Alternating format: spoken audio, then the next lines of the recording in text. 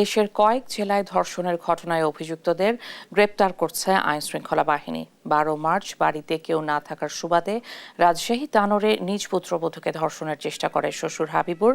এই ঘটনায় শুক্রবার সন্ধ্যায় অভিযুক্ত শ্বশুরকে গ্রেপ্তার করেছে পুলিশ। এদিকে সুনামগঞ্জের দিরাইয়ে গেল বৃহস্পতিবার অটোরিকশায় তুলে কিশোরীকে ধর্ষণের চেষ্টায় জড়িত অটোরিকশা চালক সহ দুজনকে আটক করেছে পুলিশ। এছাড়াও বগুড়া কাহালুরে 2 কন্যা শিশুর একজনকে ধর্ষণ এবং অপর আরেকজনকে ধর্ষণ চেষ্টার ঘটনা ঘটেছে। অভিযোগ উঠে ন্যাক্কারজনক এই ঘটনা ঘটিয়েছে তাদেরই প্রতিবেশী। শুক্রবারে কাহালু থানায় মামলা দায়ের করেছে ধর্ষণের শিকার শিশুটির পরিবার। পুলিশ বলছে অভিযুক্ত যুবককে গ্রেপ্তারে পুলিশের অভিযান চলমান রয়েছে।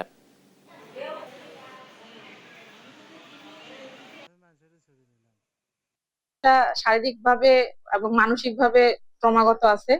কারণ ওকে তো সেক্সুয়াল অ্যাসাল্টে মানে ধর্ষণ করার চেষ্টা করা হয়েছে, তুলে নেওয়া হয়েছে সিএনজি তে।